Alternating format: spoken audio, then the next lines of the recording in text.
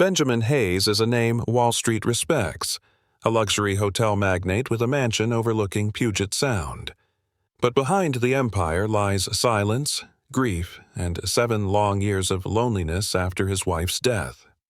One rainy afternoon outside a Seattle mini-mart, Benjamin encounters 2 soaking wet twin girls selling cookies to help their sick mother. He's about to walk away until he sees the necklace. A small, leaf-shaped pendant, identical to the one he designed for his late wife. Who are these girls? Why do their mother's words sound like echoes from a past he buried? And how did that necklace, a design only he and his wife knew, end up around a little girl's neck?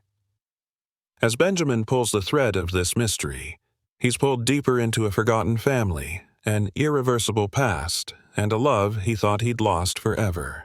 But when a malicious relative steps forward to take the girls, Benjamin must decide, save his company or fight for the family he never expected. This story will break your heart and stitch it back together. Stay until the end. And don't forget to subscribe for more emotional, unforgettable stories. The rain fell in thin, steady sheets, streaking across the windows of Benjamin Hayes's black Escalade as it idled in the corner lot of a Seattle grocery store. The city was already soaked in twilight despite the hour, streetlights flickering on like fading stars. Benjamin, 50 years old and dressed in an immaculate charcoal suit, leaned back in his seat and rubbed the bridge of his nose, trying to ignore the dull ache behind his eyes. Another endless strategy meeting. Another round of empty congratulations for profits he no longer celebrated. "Mr. Hayes," his driver said quietly, glancing in the rearview mirror, "do you want me to pull around front?"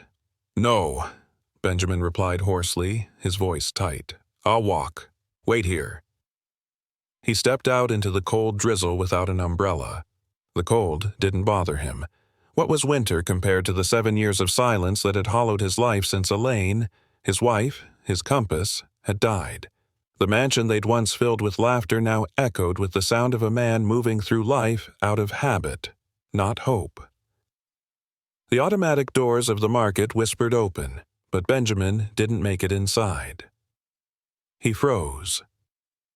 Just outside, sheltered beneath a narrow overhang, stood 2 little girls, twins, no older than 8 or 9. They were drenched, their ponytails limp, their cheeks pink from the cold. In their hands were small plastic containers filled with soggy cookies, and at their feet, a handmade sign.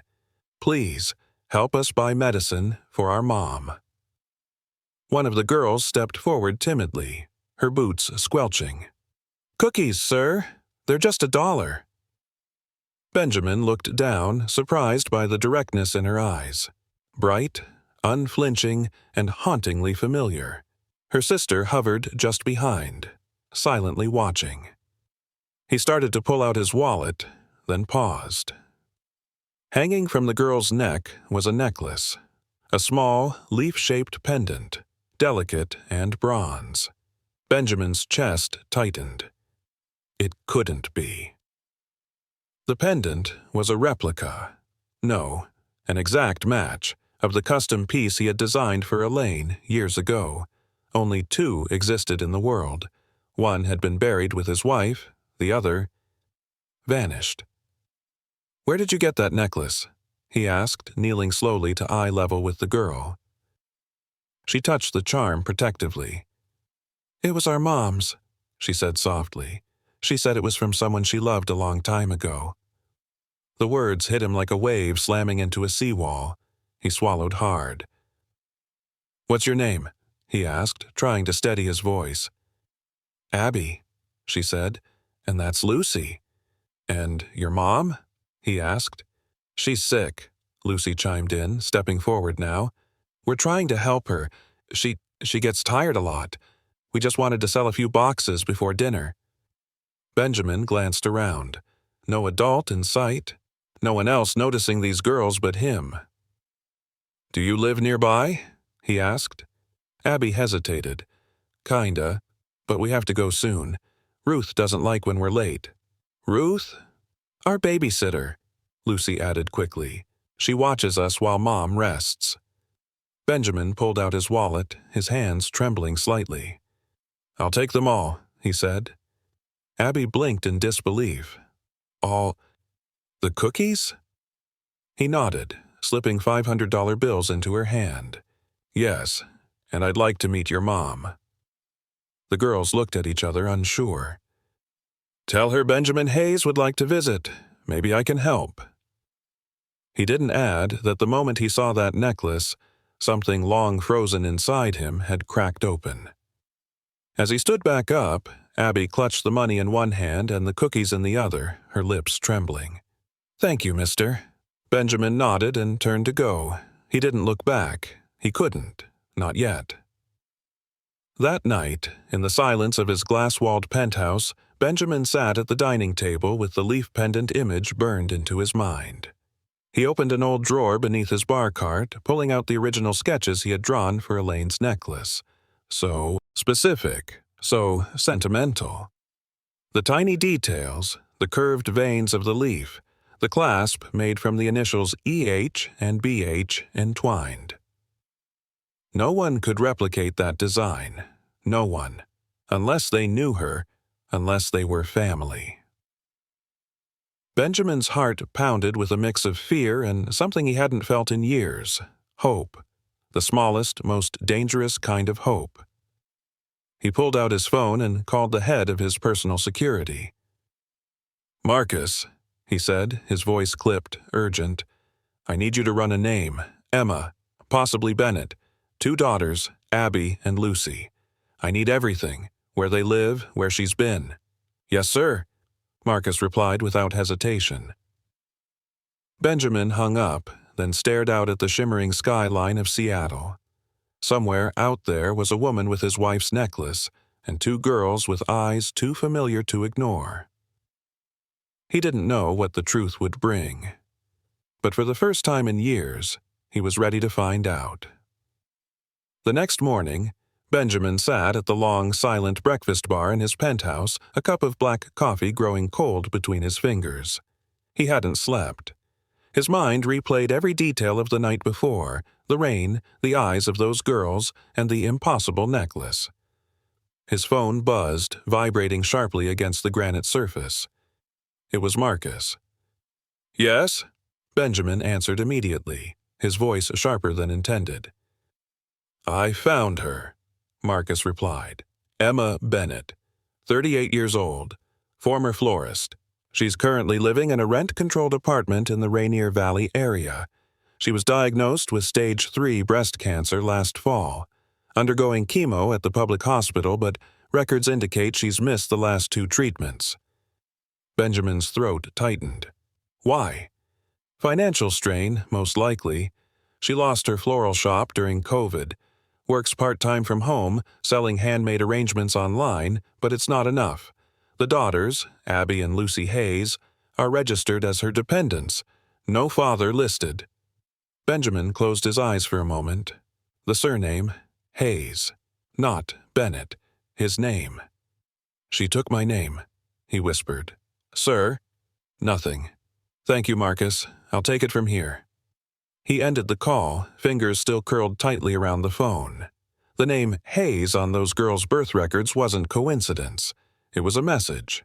Or maybe a memory. But most of all, it was a reckoning. Benjamin rose and walked toward the floor-to-ceiling windows.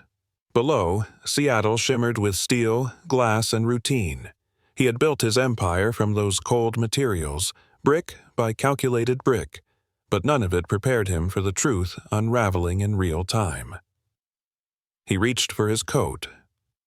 Emma's apartment was on the 3rd floor of a weathered brick building with cracked steps and a crooked mailbox labeled 3B Bennett. Benjamin hesitated outside the door. His hands, normally so steady in high-stakes boardrooms, trembled. He knocked. There was a pause, then soft footsteps. The door creaked open just enough to reveal the wary, pale face of a woman whose strength had clearly been tested. Her auburn hair was pulled back in a messy bun, and her eyes, green, intense, widened when she saw him. Her lips parted. "Benjamin?" He hadn't heard his name said like that in years, carefully, like it still meant something. "Hello, Emma," he said quietly. She didn't open the door wider. "What are you doing here?" "I saw Abby and Lucy last night," he said gently. "They were outside a market selling cookies in the rain. One of them was wearing Elaine's necklace." Emma's eyes flashed with emotion, but she stayed silent. "I need to talk to you," he continued. "Please." She exhaled shakily, then unlatched the chain and let the door swing open. The apartment was small, lived in but neat. Drawings covered the fridge, a vase of wilted daffodils sat on the windowsill. 2 small backpacks hung by the door. "Sit if you want," Emma said, gesturing toward the couch. Benjamin obeyed, sitting rigidly. She sat across from him, her arms crossed, her posture guarded. "I didn't know," he began. "About the girls. About you being sick?" She cut in, voice tight. "No, I don't imagine anyone from your world would have known. I didn't exactly put out a press release." He nodded, swallowing hard. "They're beautiful. They have Elaine's eyes. Your strength." Emma's expression softened, just barely. "I told them their father was a man I once knew who disappeared. I didn't lie. You disappeared from all of us." Benjamin looked down, guilt pooling in his chest. "When Elaine passed, I shut everything out. Everyone. I didn't even know she had a sister living nearby." "She tried to call you," Emma said softly. "Several times. After the funeral. But your assistant said you were overseas, that you weren't taking personal calls." He looked up. "I didn't know. I figured," she said with a shrug, though her eyes shimmered. "By then, I was already pregnant, and I knew, without a doubt, that they were yours." Benjamin shook his head in disbelief. "Why didn't you try again? Reach out?" "Because I didn't want your pity," Emma said flatly. "And I sure as hell didn't want to fight for a space in a life you'd already locked shut. I wasn't going to force these girls to grow up wondering if they were just a burden to you." Her voice cracked, and she looked away, blinking fast. "They're not a burden," he whispered. "They're a miracle." A long silence followed. Emma finally stood. "I'm tired, Benjamin. I'm sick, and I don't have the energy to relive the past." He stood too. "Then don't. Let me help with the present. You don't have to do this alone anymore." She stared at him, unreadable. Then, with a weary nod, she whispered, "I don't know what you want from us." He looked her in the eyes. "Time," he said simply, "and a chance to get to know my daughters." Emma didn't reply, but she didn't say no. And, for now, that was enough. The morning sunlight filtered weakly through the blinds of Emma's apartment, casting long, slanted shadows across the modest living room. Benjamin hadn't slept much the night before, but he'd still risen early, determined to follow through with what he'd promised. To be present. Really present. Something he hadn't done in years, not for anyone, especially not for himself. He stood awkwardly at the tiny kitchen table, clutching a box of fresh donuts and 2 cups of hot cocoa. He'd stopped at a local bakery Emma once loved. He remembered because Elaine used to bring her pastries from there on weekends. That felt like lifetimes ago. The door creaked open, and Abby and Lucy stepped out of the bedroom, still in their flannel pajamas. Abby's hair was messier this morning, her eyes a little more guarded. Lucy trailed behind, dragging a pink unicorn plushie by one arm. "Good morning," Benjamin said softly, trying to keep his voice light. "I brought breakfast." The girls stared at him like he'd grown another head. Emma appeared behind them, her expression tired but not unkind. "Girls, say good morning." "Morning," they mumbled in unison, eyes never leaving him. "I didn't know what kind you liked, so I got a little of everything," Benjamin said, setting the box down and flipping it open. Frosted, glazed, powdered, every color of sweetness he could think of. Lucy's eyes widened slightly, but she said nothing. Abby remained stoic. You didn't have to bring anything, Emma said as she crossed to the coffee machine, her voice neutral. We're used to cereal. I know, Benjamin replied gently, but I wanted to. There was an uncomfortable silence as the girls slowly approached the table. Lucy climbed into a chair and reached for a chocolate-frosted one, her fingers tentative. Abby followed more slowly, eyeing Benjamin with a mix of curiosity and suspicion. So, are you my mom's friend? Abby asked suddenly. The question caught him off guard. He looked at Emma, who froze mid-stir of her coffee. I was, he said carefully, measuring every word. A long time ago. Your mom and I knew each other very well. Abby narrowed her eyes. Then how come we've never seen you before? Emma opened her mouth, but Benjamin raised a hand gently. It's okay, he told her, then looked back at Abby. Because I made a mistake. A big one. I didn't know about you two, and if I had, I would have come sooner. Lucy licked frosting from her fingers and tilted her head. Are you here now because Mommy's sick? Another pause. Emma winced slightly, but Benjamin answered without flinching. Partly, but also because when I saw you both, something clicked, and I knew I had to be here. Do you have any kids? Abby asked, sharp again. No, he said quietly. I don't. Are you rich? Abby, Emma scolded lightly, but Benjamin smiled. It's okay, he said. Yes, I've done well. I own some hotels. That's my job. Like the big ones with fountains? Lucy asked, her voice suddenly full of awe. Some of them, he nodded. One even has a chocolate fountain. Lucy gasped. Can we see it? Maybe someday, he replied, heart warming at the excitement in her eyes. Emma exhaled and leaned against the counter watching them. It's been a long time since they talked this much at breakfast. Benjamin looked at her, meeting her gaze, and saw the weight in her eyes. The exhaustion, the worry she tried to hide, the loneliness she wore like armor. It broke something in him.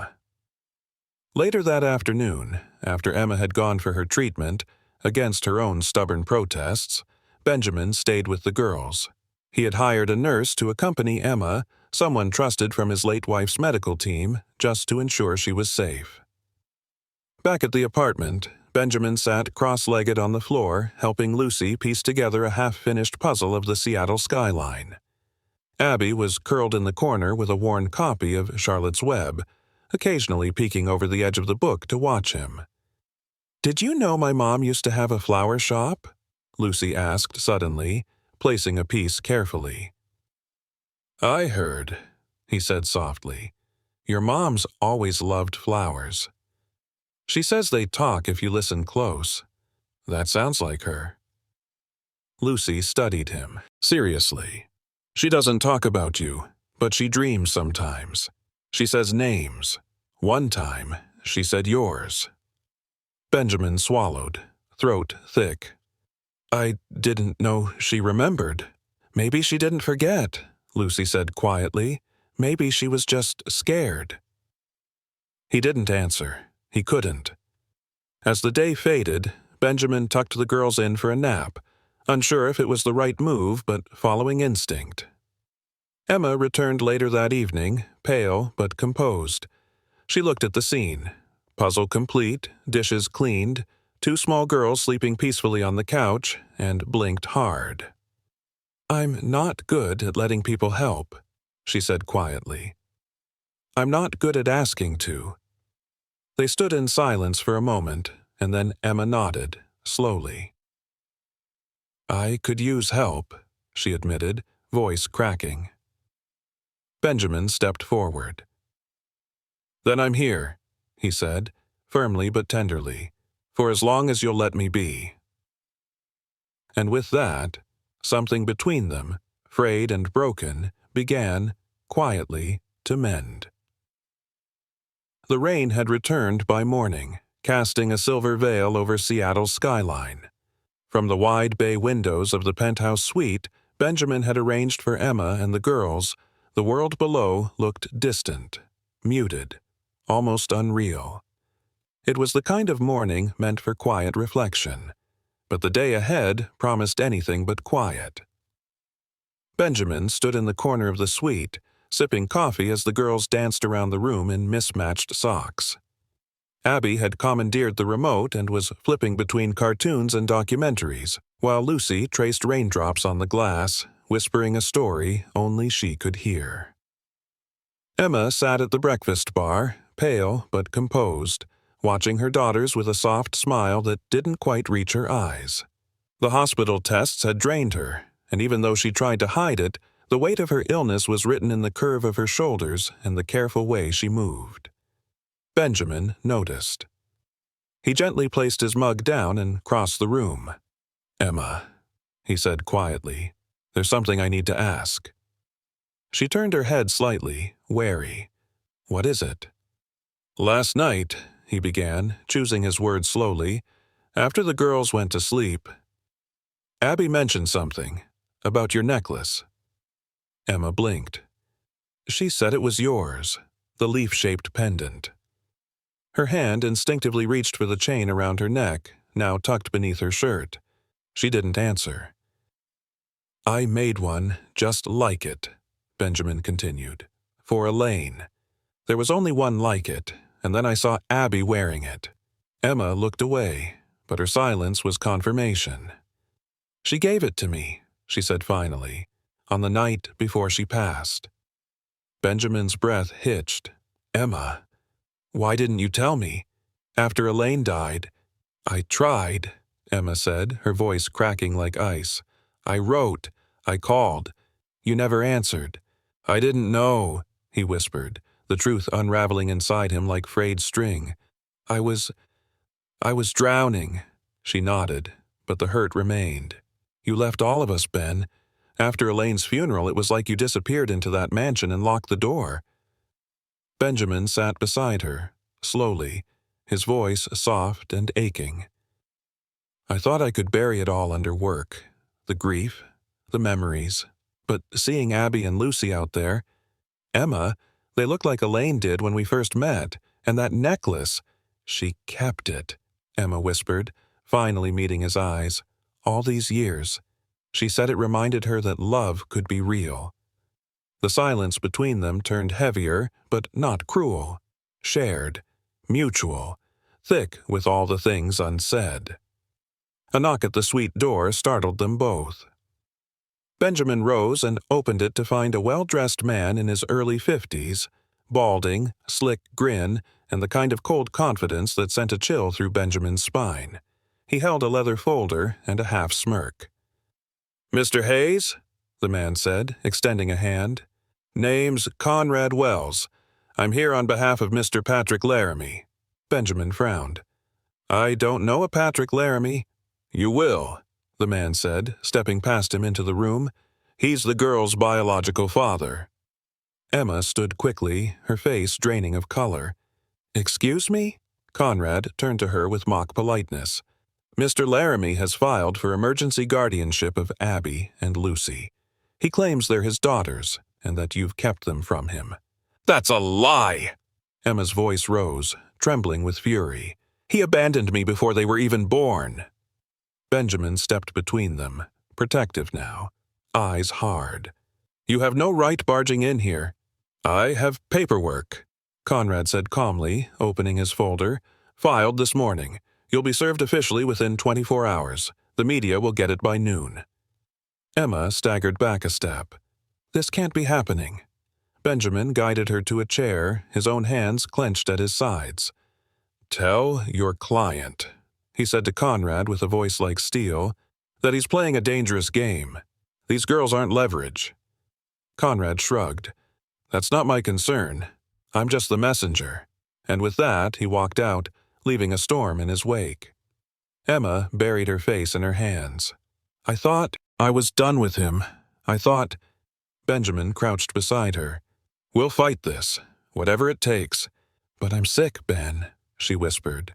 "And if something happens to me—" "It won't. And even if it did," he added with quiet certainty, "those girls won't go anywhere near him. I swear it." A moment passed. Then the girls entered the room, sensing the tension. Abby climbed onto the couch, watching them carefully. "Is everything okay?" she asked. Emma blinked back tears and nodded. "Yes, sweetheart. We're just figuring some grown-up stuff out." Benjamin managed a smile.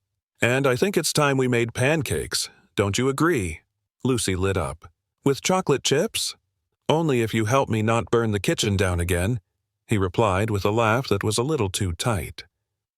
The girls giggled, and for a moment the tension eased. But as Benjamin stood to join them in the kitchen, his mind was already racing, strategizing. If Patrick Laramie wanted a fight, he was going to get one. And this time, Benjamin Hayes wouldn't disappear. Not again, not when it mattered most. The wind howled low outside the cliffside estate as Benjamin opened the tall oak doors, ushering Abby and Lucy inside. Their small footsteps echoed across the marble floor of the foyer, wide-eyed as they took in the towering ceilings, spiral staircase, and oil paintings hung with surgical symmetry. For a long moment, neither girl said a word.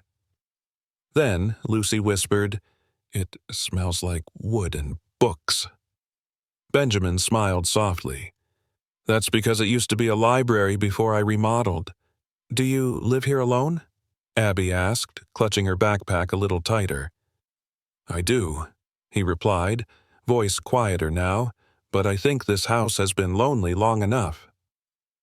Behind them, Emma slowly stepped across the threshold, her hands shaking slightly, not from illness this time, but from memory.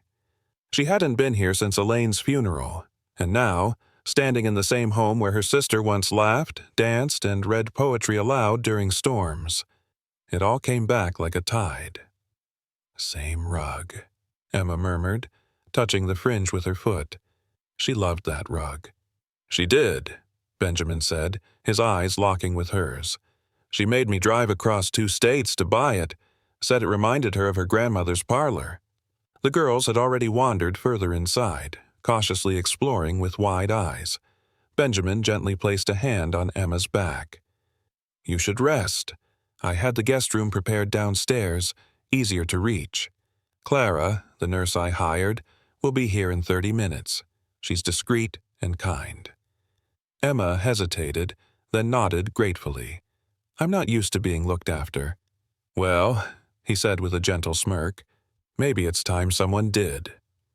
Later that evening, the scent of tomato soup and grilled cheese drifted from the kitchen, an unusually warm smell in a house that had gone cold years ago.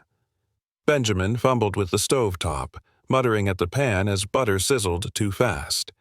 He hadn't cooked in a decade, not since Elaine, but Clara was tending to Emma, and Benjamin had made a promise.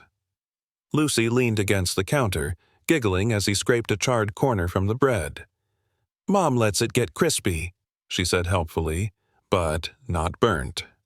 "Chef's note taken," Benjamin chuckled.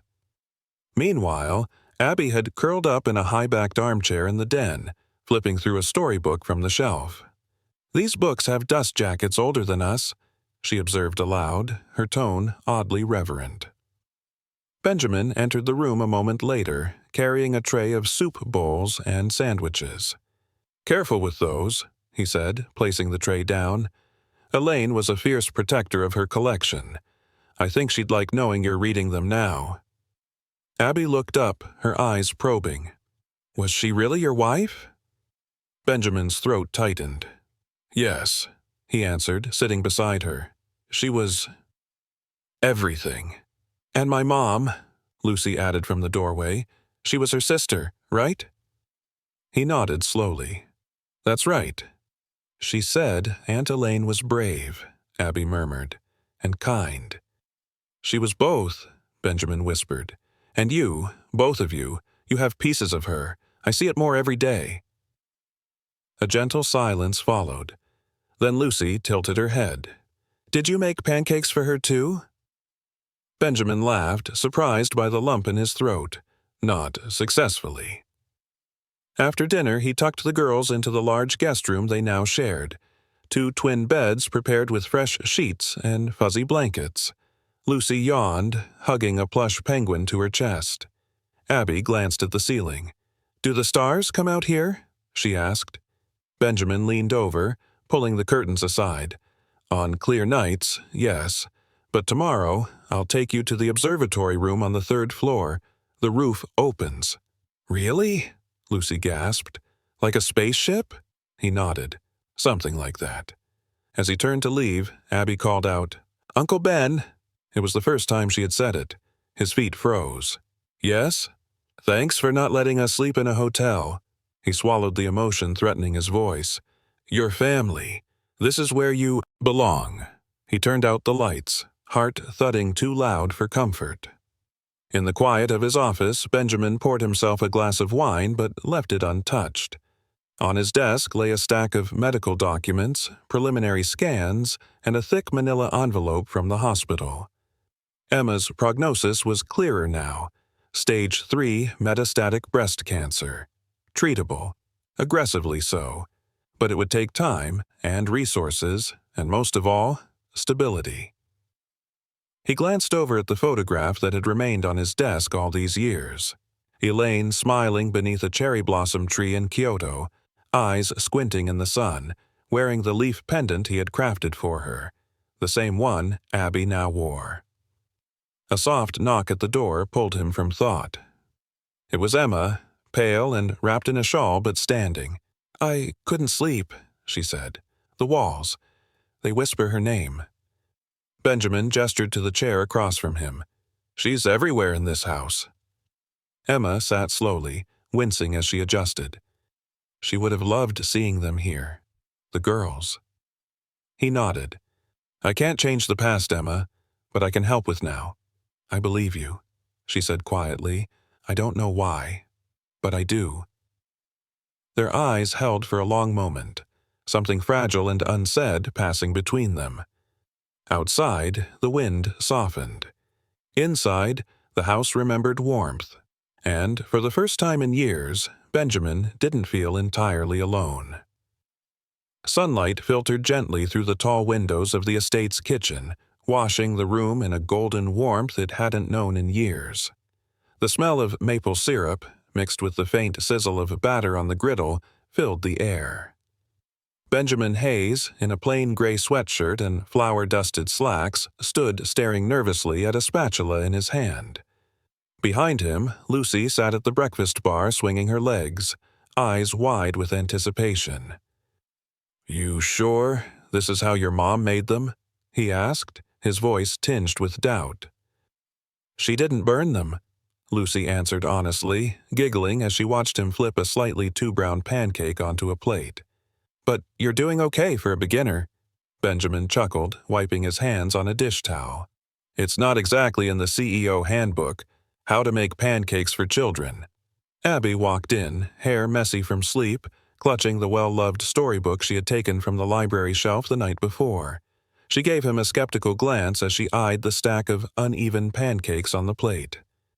"Do they at least taste like pancakes?" she asked. "Define like pancakes," Benjamin replied, setting down a new batch. "Crispy edges, maybe a little caramelized." "Sounds like burnt to me," Abby said dryly, but she was smiling. Lucy leaned toward her sister, stage whispering, "He tried to braid my hair this morning." Abby's eyebrows shot up. "Really? He got the brush stuck. Twice." Benjamin held up his hands in surrender. "I'll stick to pancakes, thank you." They laughed, an uncoordinated, breathless, joyful noise that startled Benjamin more than anything.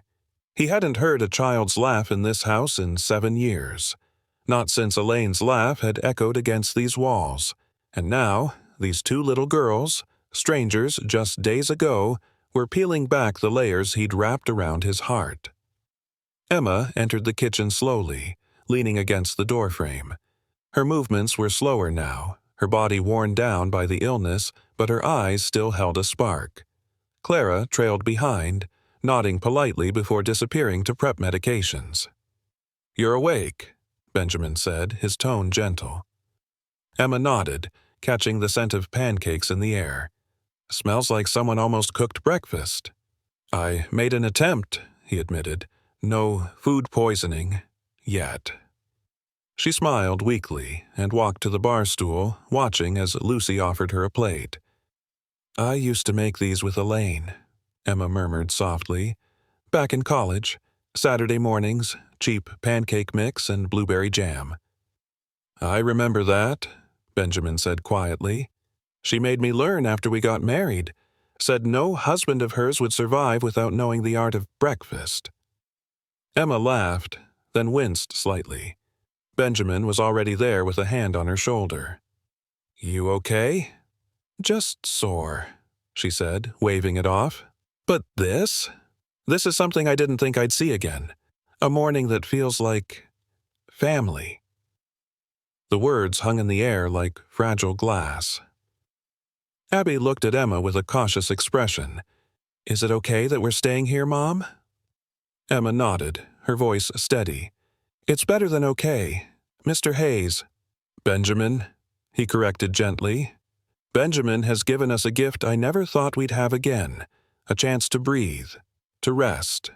Benjamin cleared his throat, trying to steer the emotion away. "Actually, I thought maybe this afternoon we could visit the conservatory. There's an indoor garden room upstairs. Elaine used to keep orchids." "Like the ones in her book?" Abby interrupted, her voice soft with wonder. "The poetry one?" Benjamin blinked. "You read that?" "I read all of it. She wrote about the orchids that only bloomed when no one was looking." He smiled, unexpectedly moved. "That sounds like her." Lucy tugged at his sleeve. "Can we plant one?" "I'll have the gardener bring some options," he said. "Maybe we can make it our own garden." That afternoon, in the glass-roofed conservatory on the third floor, sunlight bathed the children in soft light as they stood surrounded by green. Abby chose a corner to sit with her book, while Lucy ran her fingers through the small patch of soil Benjamin had set aside. He knelt beside her, awkwardly guiding her hand as they tucked a small orchid bulb into the ground. "Will it grow fast?" she asked. "Not fast," he said, "but strong, just like you." Behind them, Emma sat watching, eyes full, hand pressed gently to her heart. Clara beside her whispered, "They're happy." Emma nodded. "I haven't seen that in months." As evening fell, Benjamin found himself in the den again, reading aloud from Harry Potter while the girls listened. He fumbled some of the names, and Lucy corrected him with gleeful accuracy. "It's Hermione, not Hermione," she said, giggling. He raised an eyebrow. "I stand corrected." The laughter that followed was the kind that made walls remember joy. And, somewhere deep in his heart, Benjamin Hayes realized that while he had once built an empire with walls of glass and steel, this small, imperfect circle, filled with love, burnt pancakes, and second chances, was the only thing truly indestructible. The fire in the hearth had long dimmed to a faint amber glow, casting long shadows on the oak-paneled walls of the study. Rain tapped gently against the tall windows, a rhythmic whisper that filled the silence of the night. Upstairs, the girls were tucked in, their laughter from earlier replaced by the steady breathing of sleep. Yet Benjamin Hayes couldn't rest. He sat alone in the armchair, elbows on knees, clasped hands pressed to his lips. In the dim light, the open book of Elaine's poetry lay on his lap, its spine well worn, its pages folded at passages she used to recite. He whispered one now. "We do not choose the winds, only how we set our sails." A soft creak on the staircase pulled him from the memory. He turned toward the sound and saw Lucy standing at the threshold of the room. She wore a faded pink nightgown too large for her frame, her small hands clutching a worn, stuffed rabbit. Her eyes were wide, filled with something more than sleep. "I had a bad dream," she said quietly. Benjamin stood immediately, his voice tender. "Come here, sweetheart." She hesitated, then crossed the room with hesitant steps, crawling into the armchair beside him without a word. He gently tucked a throw blanket around her. "Do you want to tell me about it?" Lucy nodded, leaning against his chest. "There was a big storm, and I was all alone. I called for Mom, but she didn't come." Benjamin swallowed, his throat tight. Dreams can feel real, but you're not alone. Not anymore. She looked up at him, her voice trembling. Is she going to die? The question hit him like a knife. No preamble, no soft let-in. Just the raw, innocent fear of a child standing on the edge of something she didn't understand. I don't know, he admitted honestly, placing a hand gently on her back. But the doctors are doing everything they can, and I promise you, whatever happens, you won't be alone. She blinked at him, tears pooling in her eyes. Will you stay with us? Like, always?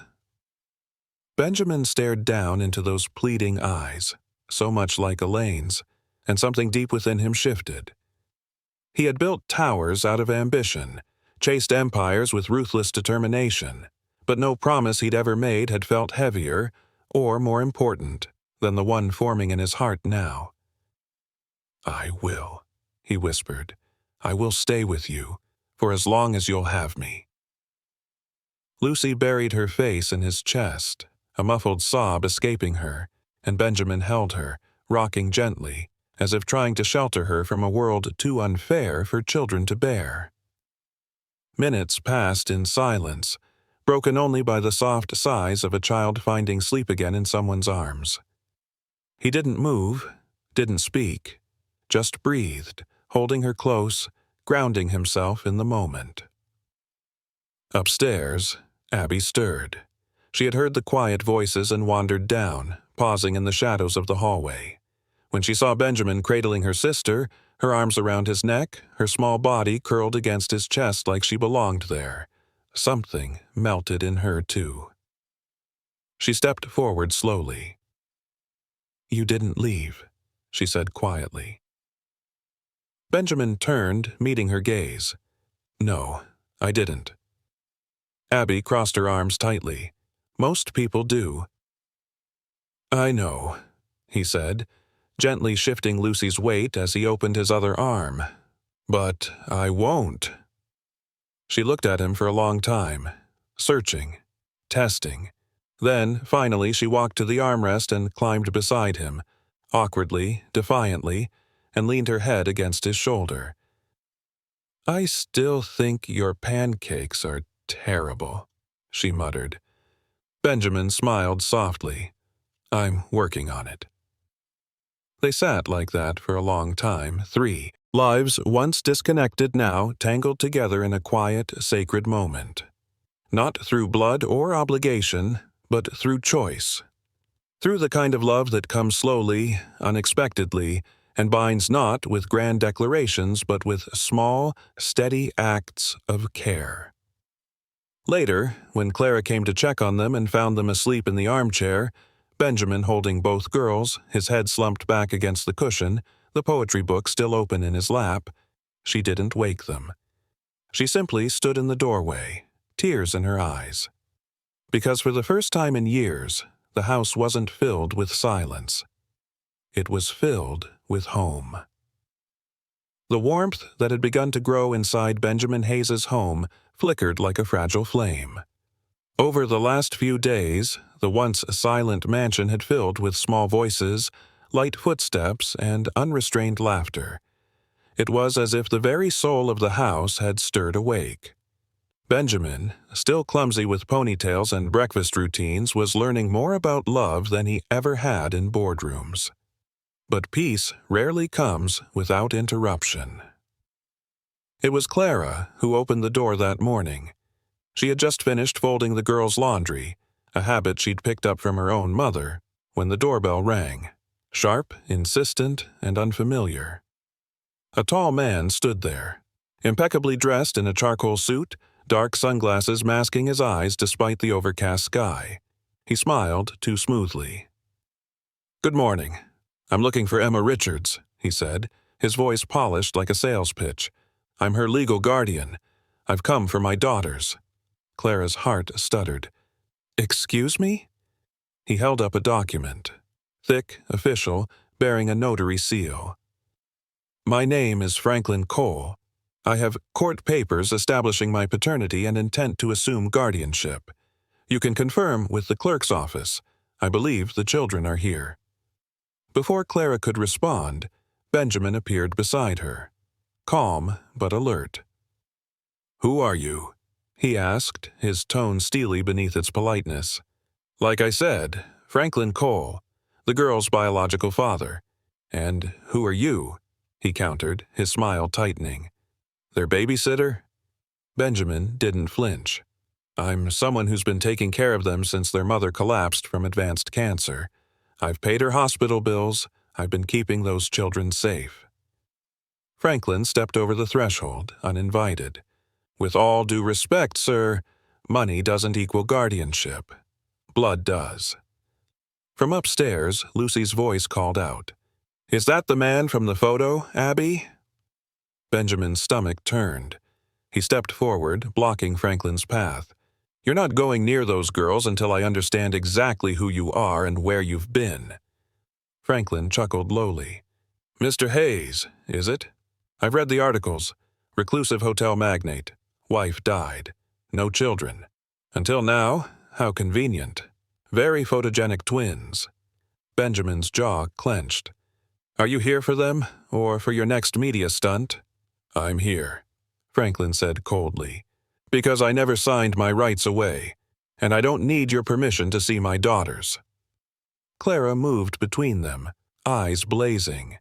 "If you were their father in anything more than DNA, you'd have been here before they were selling cookies in the rain." Franklin's expression darkened. "You're interfering with the legal process. That's kidnapping, in some circles." "Try me," Benjamin said calmly, but there was a thunder behind his voice that made Franklin pause. With calculated restraint, Franklin stepped back. "This isn't over. A hearing has already been scheduled. You'll be served." He handed over a folded court summons before walking down the steps and disappearing into a sleek black car waiting at the curb. The front door clicked shut behind them. Benjamin stood frozen, the weight of the papers in his hand. Clara looked at him, her voice quiet but shaken. "What if he's telling the truth?" Benjamin shook his head. "Truth is more than paperwork." Upstairs, Abby and Lucy stood just out of sight, having heard every word. Later that night, after dinner sat uneaten and the house felt colder again, Benjamin knelt beside the girls on the living room rug. "I want you to know something," he said gently. "No matter what anyone says or what papers get delivered, I'm not walking away from you." Abby stared at him. "Is he really our dad?" Benjamin exhaled slowly. "Maybe, biologically, but being a dad isn't about DNA. It's about staying, protecting, loving. I don't know what he wants, but I know what I'm willing to fight for." Lucy's eyes shimmered. "Will they make us go?" "Not if I can help it," Benjamin said, his voice thick with emotion. "We're going to face this together." That night, when the girls were finally asleep, Benjamin sat in his study with Clara. The court documents lay on the desk beside a framed photo of Elaine. "Do you think the judge will believe us?" Clara asked softly. "I think," Benjamin replied slowly, "we have something more powerful than stories. We have truth, and the love we've built here, day by day, that's real." Clara nodded, her eyes glistening. "Then let's fight for it." Outside, the wind picked up again, but this time it wasn't fear that settled in Benjamin's chest. It was resolve. The court date loomed like a storm cloud over Benjamin's once revived home. The kitchen grew quieter, the girls clung tighter, and even Clara's laughter dimmed into silence. The presence of Franklin Cole, with his smug face and legal paperwork, had cast a long, uneasy shadow. Benjamin stood in his study late into the night, a floor lamp glowing softly behind him. Stacks of manila folders lined his desk, legal prep, psychological evaluations, and affidavits from doctors, teachers, and neighbors. But none of it felt like enough. He stared at the old family photo of Elaine, her smile frozen in time. "I wish you were here," he whispered. "You'd know what to say.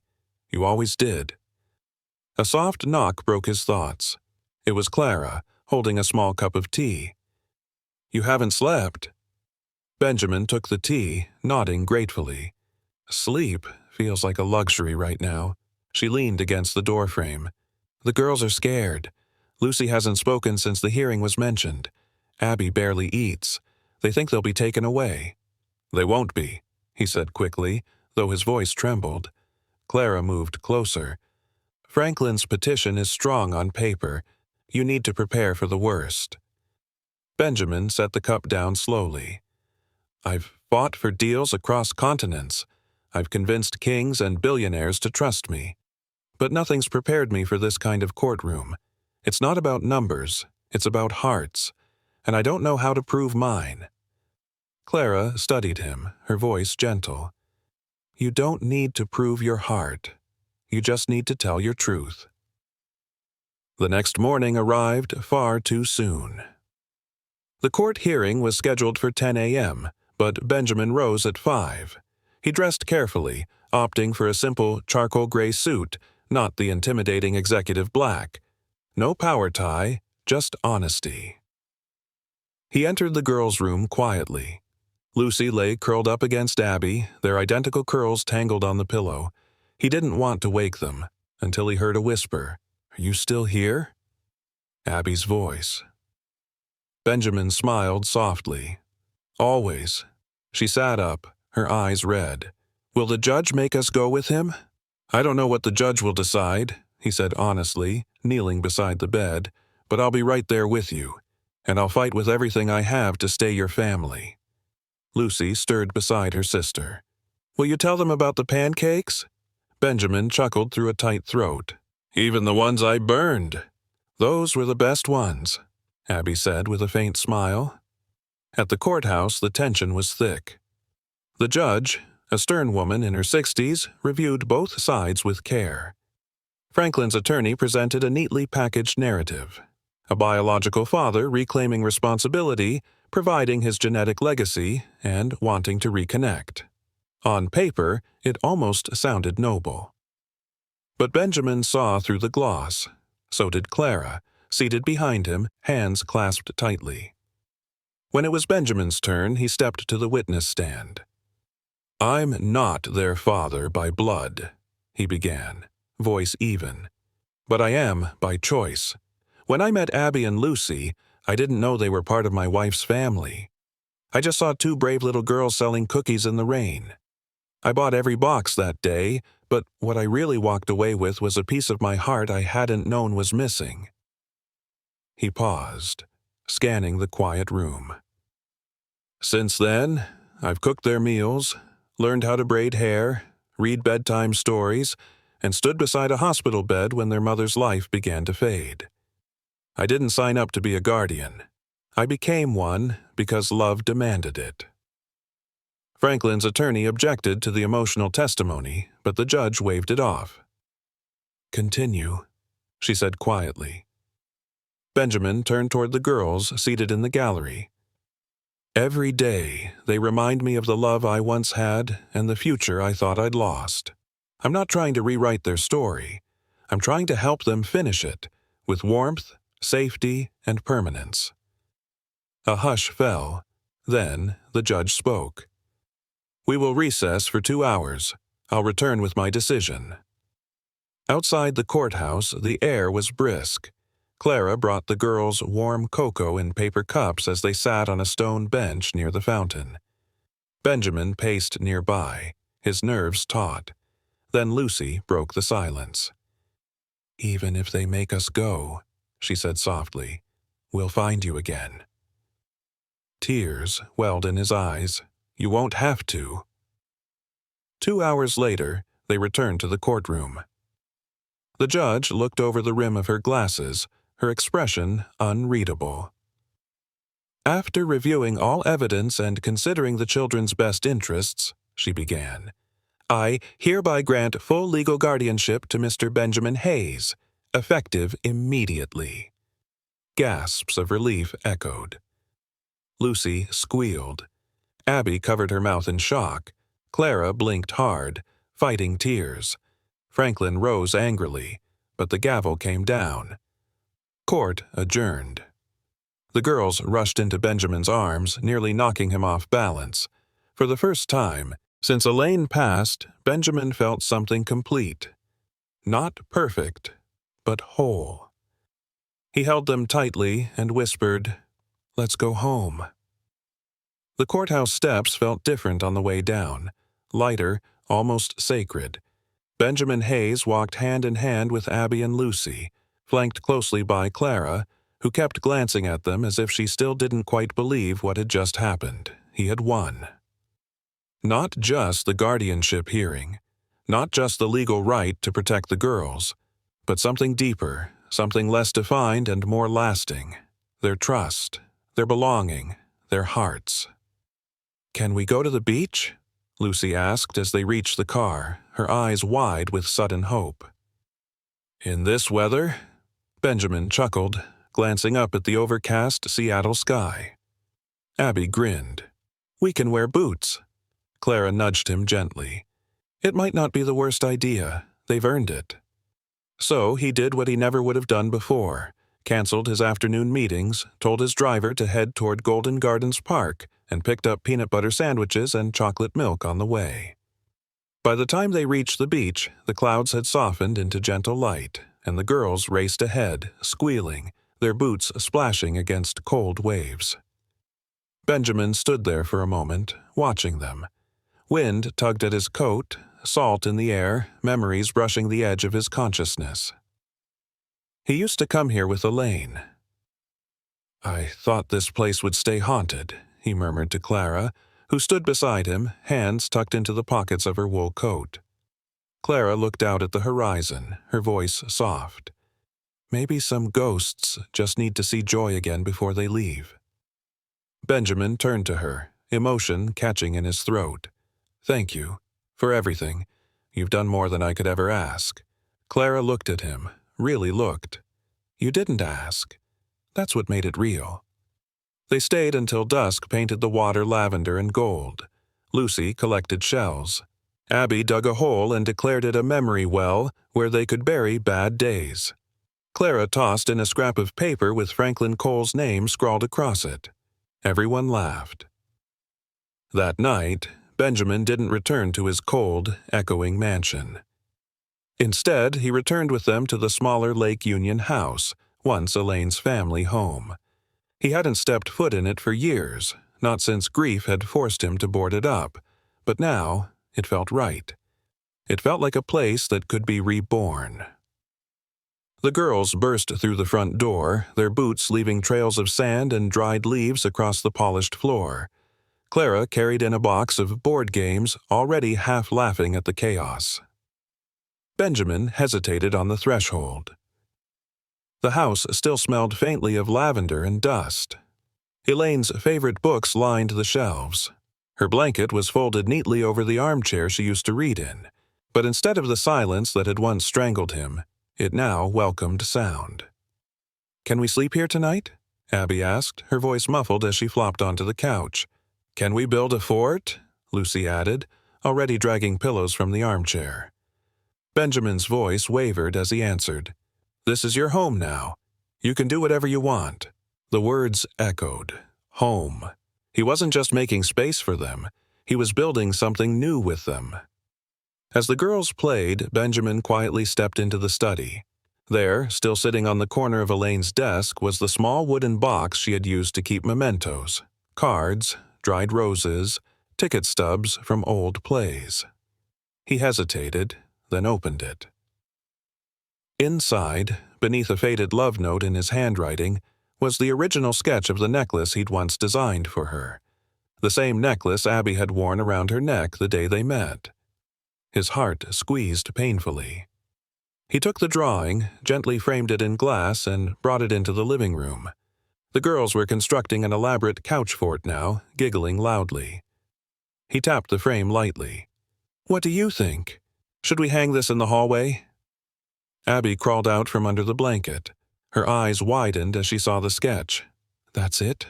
she said softly. "The necklace." "It was your Aunt Elaine's," Benjamin said. "I made it for her. I never knew she gave the design to anyone." Abby held the drawing like something sacred. "Mom said it was a symbol of choosing love even when it's hard." Benjamin nodded slowly. "Your mom was very wise." Later, after pizza and hot cocoa, when the girls were tucked into sleeping bags under their fortress of blankets, Lucy called out from the dark. "Uncle Ben?" "Yes, sweetheart?" "Do you think Aunt Elaine would have liked us?" Benjamin swallowed. "She would have loved you. She would have thought you were magic."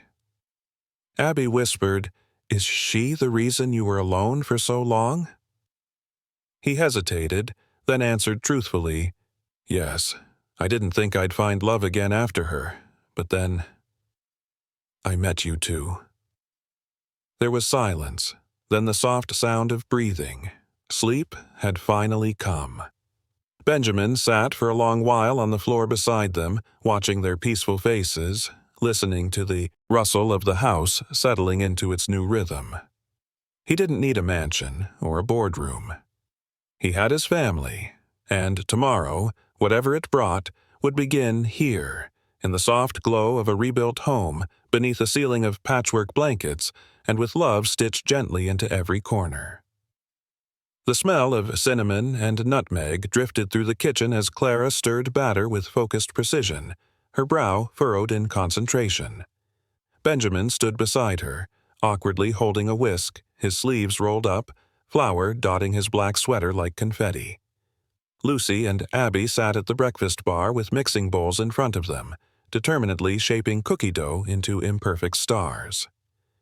It was the first Sunday morning that felt like tradition, and it felt real.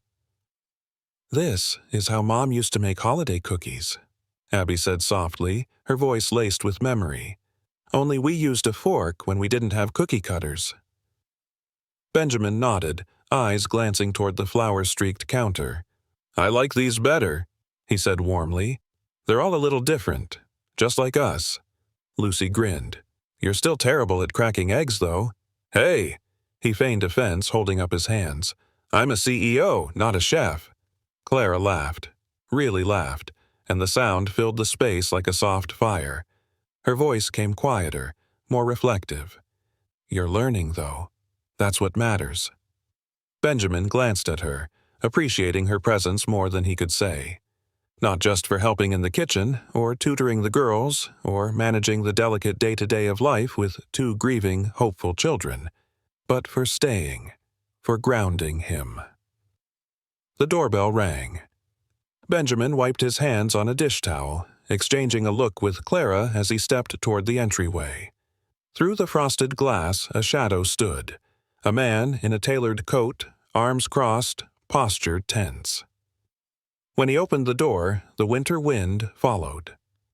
Franklin Cole, the supposed uncle who had tried to manipulate the court, the man who nearly tore everything apart. Benjamin's voice dropped into a low register.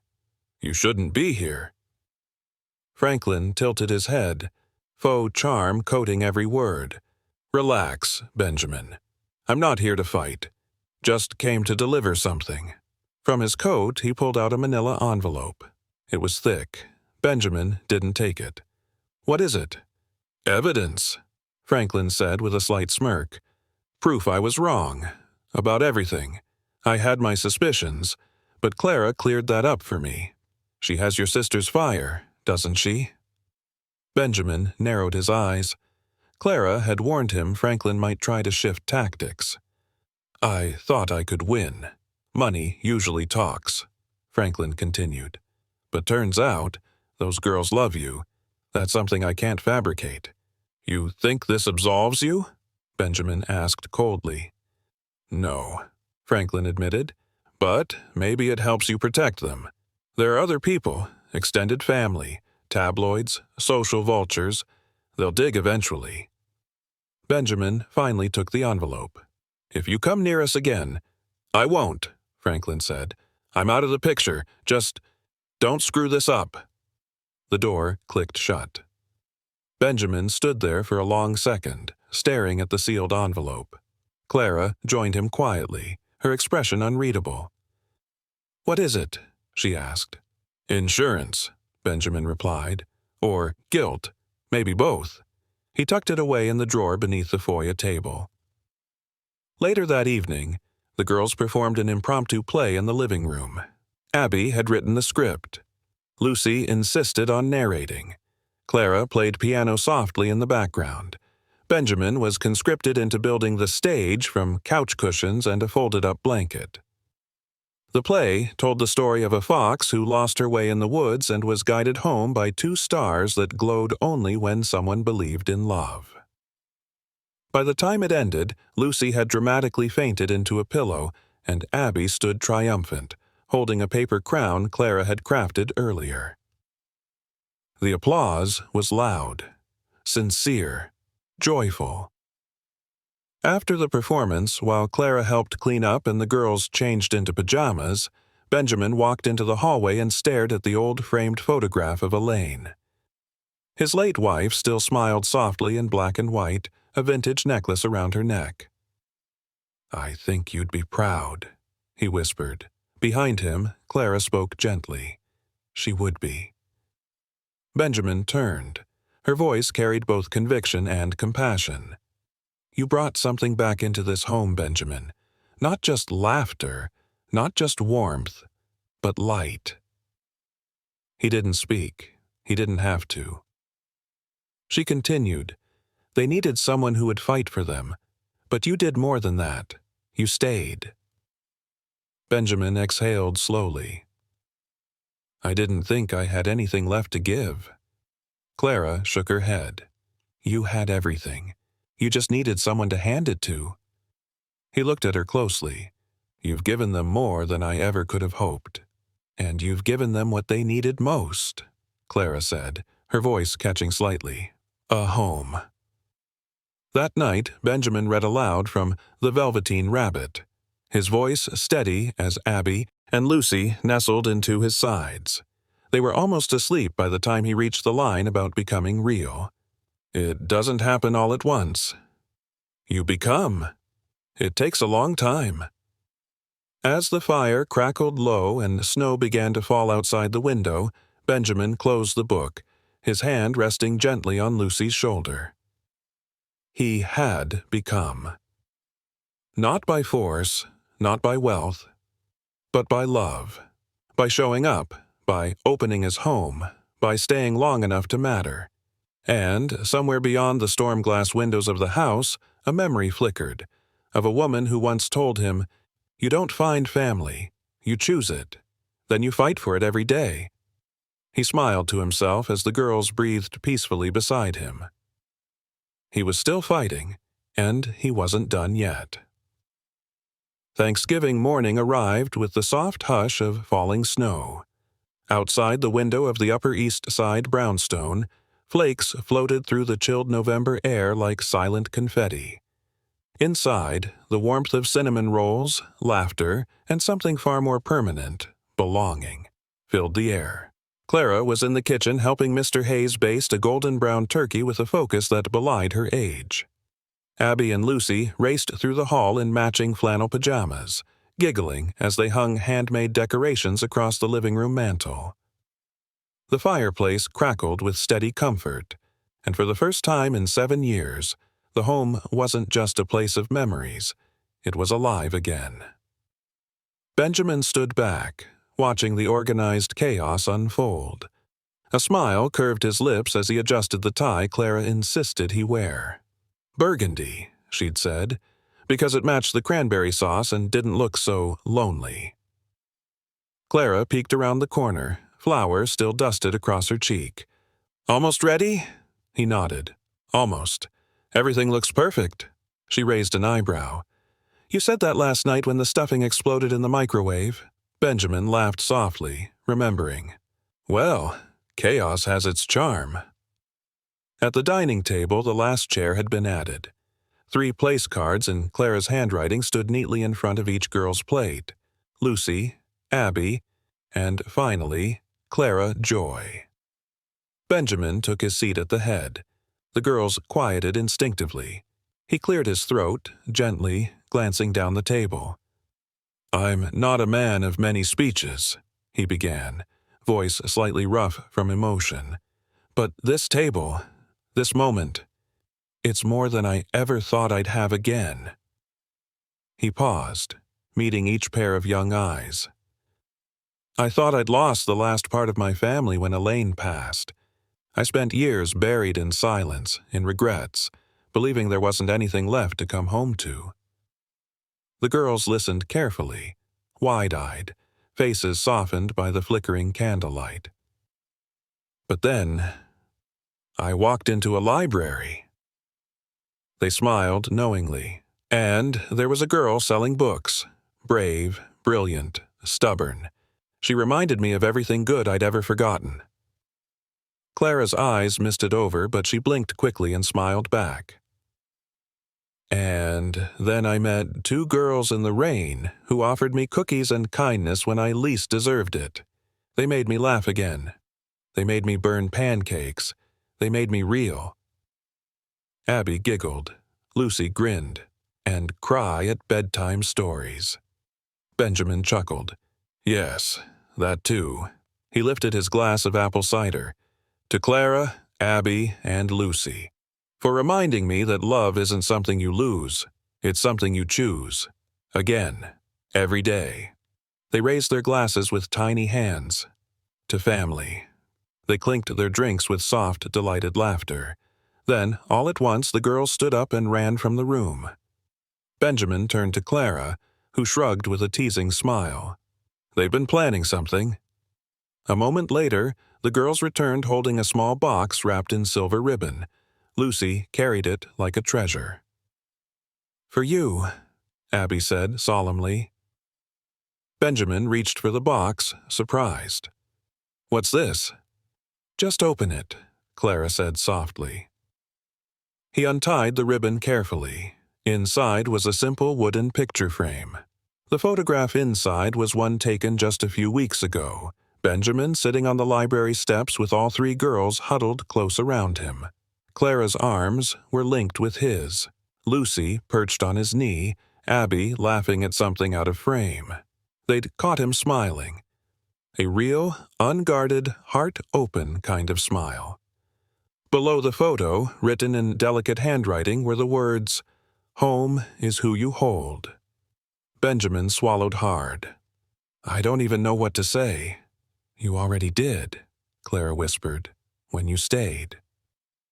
Later that evening, after dinner had been devoured and pies were only crumbs, they curled together in the den, wrapped in blankets, sleepy from warmth and gratitude. Outside, snow fell steadily over the city. Lucy snuggled beside Benjamin, half asleep. "Do you think Mom knows?" Abby's voice came from the other end of the couch. "Knows what?" "That we're safe now," Lucy murmured.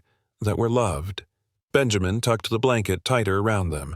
"I think, if love leaves anything behind, it's light, and I think your mom left a lot of light in you three." "She left some in Clara, too," Abby said, yawning. "And you?" Clara added quietly, looking at Benjamin. Benjamin blinked, slowly, deeply. "Then I'll carry it, all of it." At that moment, the camera might have panned wide, showing the window of the brownstone from across the street. Warm, golden light spilling through the glass. 4 figures on a couch inside, a picture on the mantel, a library card hanging on the fridge, a leaf-shaped necklace gently catching light from the fire. It wasn't a fairy tale ending. It was better. It was real. Because family, as Clara once said, isn't always what you start with. It's what you build, tenderly, piece by piece, until it feels like home. And in that home, with books on shelves and hearts healing quietly, Benjamin Hayes finally found his way back to everything he thought he had lost. Love, purpose, and 3 little girls who called him family, forever.